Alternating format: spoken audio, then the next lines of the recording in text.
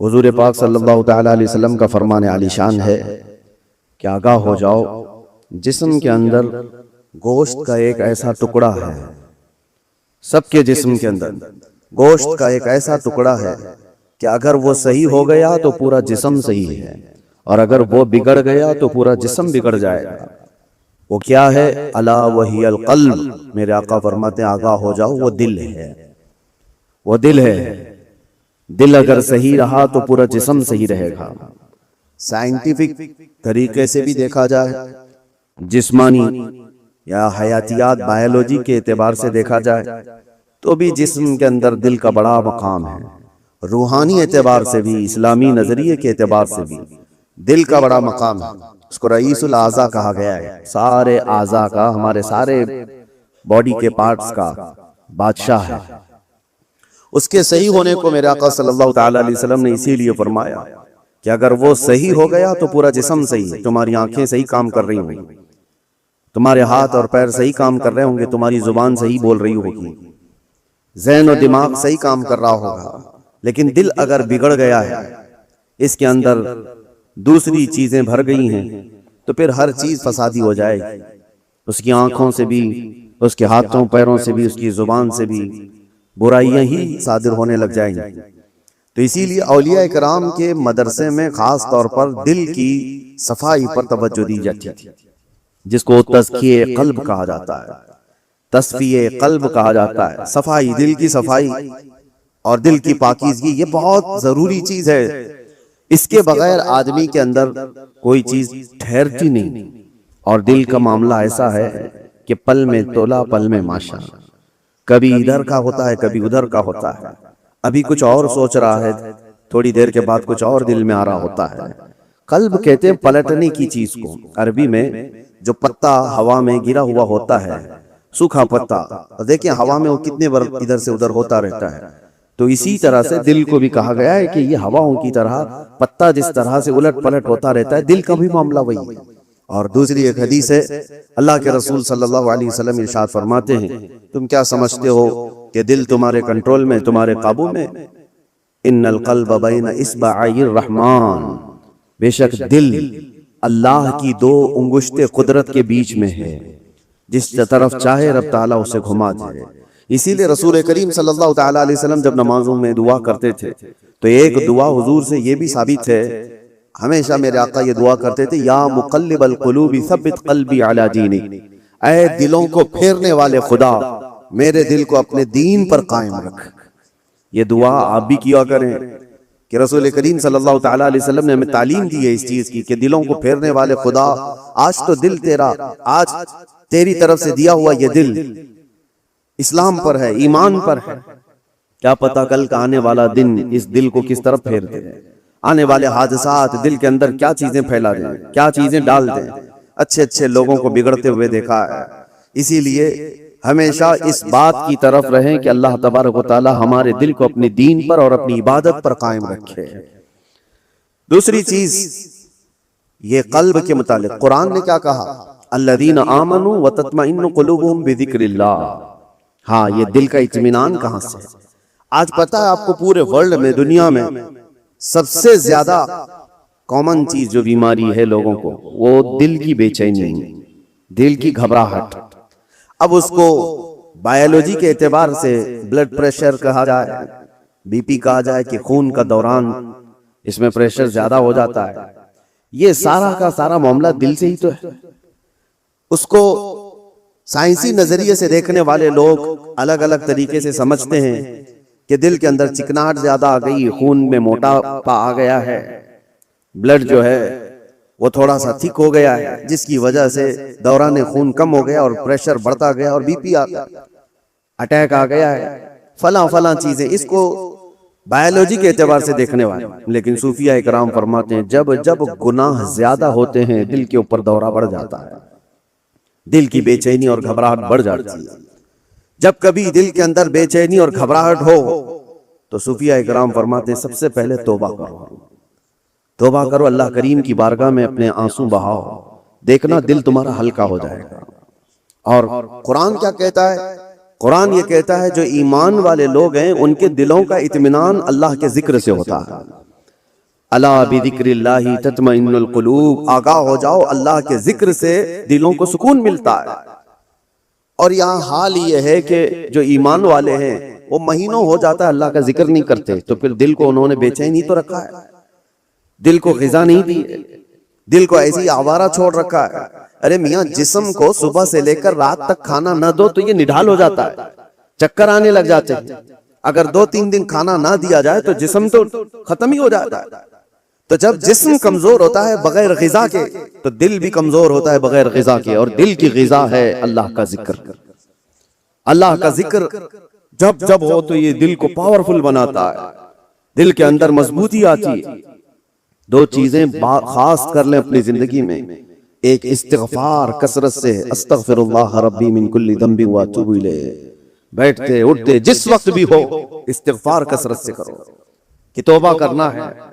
न जाने हमारी आंखें अभी क्या करके आई, पता नहीं हमारे हाथों ने क्या कर दिया, हमारी जुबान ने क्या किया। दिन भर की खताएं ये बढ़ती बढ़ती चली जाती हैं। और एक हदीस ये भी है कि जब इंसान पैदा होता है ना तो उसका दिल बिल्कुल साफ शफाफ आईने की तरह होता है, साफ शफाफ होता है आईने की तरह। जब वो गुनाह करता है तो एक काला धब्बा उसके दिल पर लगा दिया जाता है, एक धब्बा।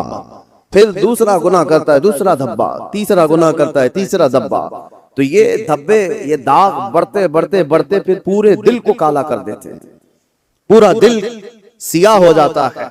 और जब दिल काला हो जाए तो उसकी अलामतें ये बताई गई हैं कि मस्जिद में ज्यादा देर बैठने का मन नहीं करता, कुरान ज्यादा देर पढ़ने की तबीयत नहीं चाहती, जल्दी से कुरान बंद कर दो, जल्दी से मस्जिद से निकल कर भाग जाओ, नेकियों की तरफ उसकी रग़बत नहीं होती। जेब में पैसे होंगे लेकिन किसी को खैरात करने का दिल नहीं करता। तो ये दिल के काले होने की अलामत है, सियाह होने की अलामत है। ये एक्सरा मशीन से और सोनोग्राफी से मालूम होने वाली चीजें नहीं है। ये अल्लाह के नबी सल्लल्लाहु तआला अलैहि वसल्लम ने बयान फरमाया। अब उसके इलाज की तरफ हमें तवज्जो देनी। आज दुनिया ने हमारे दिलों को अपने रंगीन गुनाहों से सियाह कर ही दिया है। देखिए, हम सुबह से शाम तक जिन कामों में मसरूफ हैं, आज सबसे ज्यादा हमारे पास कोई चीज मशगूल है तो वो हमारा टीवी स्क्रीन, मोबाइल स्क्रीन। न जाने वो किन किन चीजों को दिखाते हुए हमारी आंखों को खरीद जाते हैं, कंट्रोल भी नहीं रह पाता। इसीलिए दिल पर बोझ बढ़ता जा रहा है। जिसको आप टेंशन कहते हैं, जिसको आप लोग डिप्रेशन कह रहे हैं, ये सिर्फ हादसात का या फिर दुनियावी किसी खसारे का टेंशन नहीं है। ये दिल का सियाहपन दिमाग पर बोझ बना देता है, भारी हो जाती है तबीयत।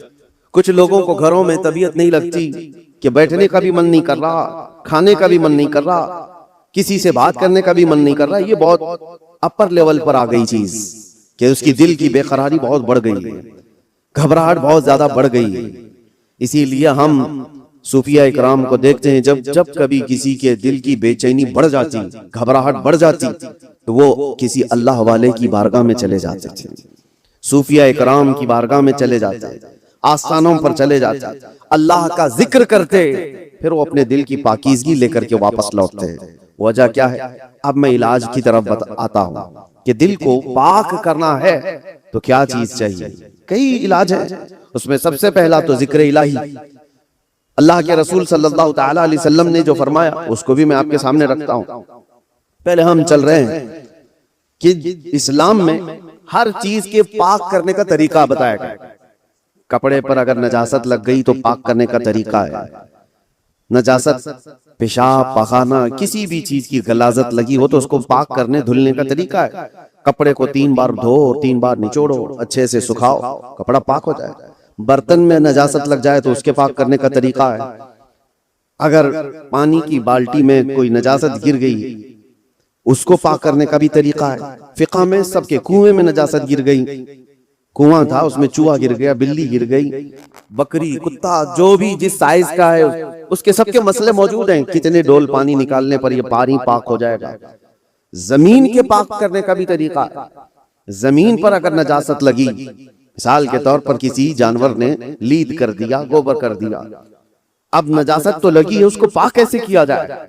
तो फिक़ह का कानून है कि जोर बारिश हो जाए या आप तेजी से उस पर पानी बहाओ और फिर तेज धूप पड़ जाए, जमीन सूख गई तो वो जमीन पाक हो गई, क्योंकि अब उसको निचोड़ा नहीं जा सकता, जमीन तो जहां है वही, तो उसका कानून ये है कि तेज बारिश हो गई और तेज धूप पड़ गई, सूख गई जमीन तो पाक हो गई।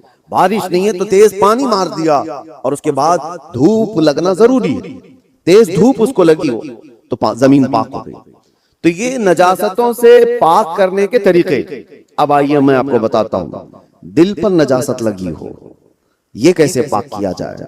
गुनाहों के धब्बे लगे हो, इसमें न जाने लालच, गीबत, कीना, बुग़्ज़, अदावत, न जाने क्या क्या चीजें भर गई हो। ये नजासत पाक करने का तरीका क्या है? मौलाना जलालुद्दीन रूमी मसनवी शरीफ के मुसन्निफ फरमाते हैं, दिल को पाक करने का तरीका वैसी ही है जैसे जमीन को पाक करने का तरीका है। जमीन को पाक करने के लिए तेज बारिश का हो जाना और तेज धूप का पड़ जाना काफी होता है कि जमीन पाक हो जाती है।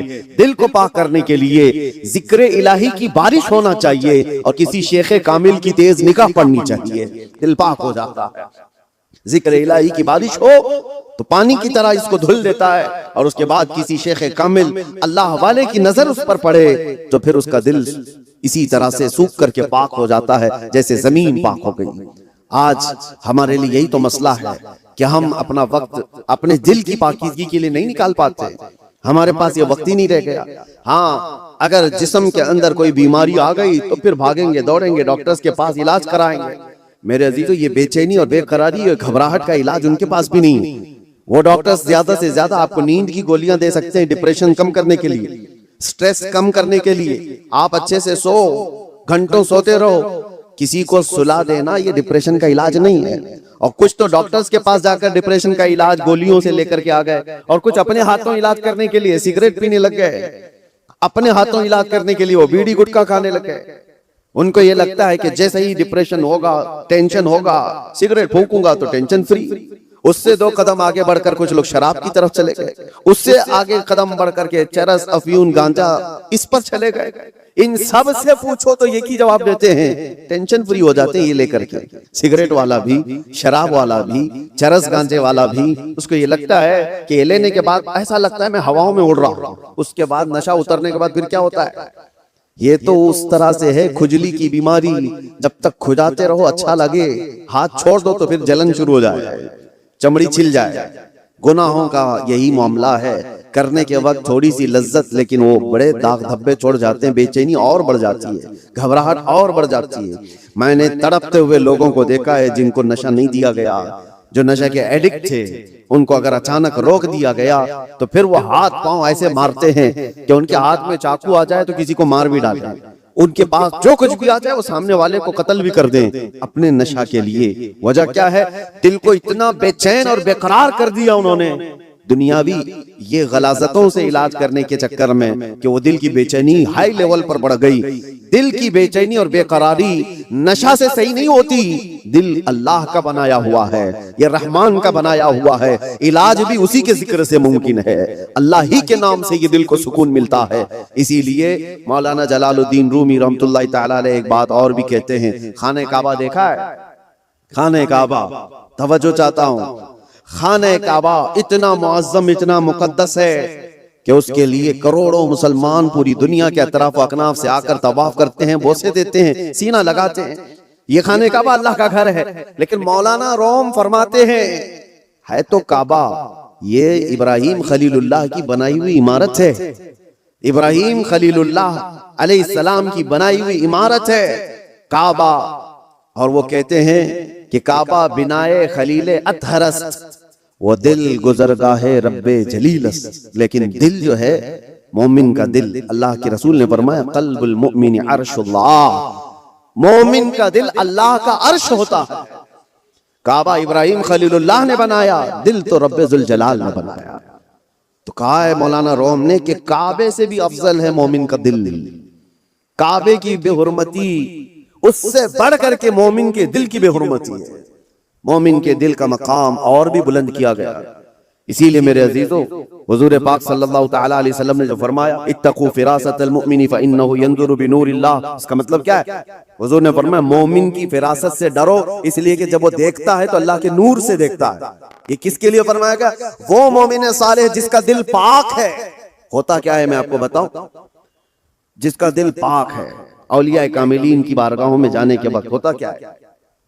आप आए और कोई चीज आप जुबान से कहा नहीं, लेकिन मैं एक शीशा लेकर के बैठा हूं, एक आईना लेकर के बैठा हूं, आपके आते ही आपकी पूरी तस्वीर इस आईने में आएगी कि नहीं आएगी? कुछ नहीं कहा आपने, बोला कुछ नहीं, और मैं आपकी तस्वीर पूरी आईने के अंदर देख सकता हूं। बुजुर्गाने दीन के दिलों का मामला ऐसा ही है, वो इतना पाक दिल होता है, जो भी सामने जाता है उसके दिल की सारी तस्वीर उनके दिल पर छप जाती है। वो ये तक भी जानते हैं कि क्या चीजें लेकर के आया है। ऐसा नहीं है कि ये किसी और ताकत और कुव्वत से, जादू सहर सिफली से ये मालूम कर रहे, बल्कि दिल की पाकीज़गी इतनी है कि सामने वाले के दिल की तस्वीरें इस पर छप जाती हैं।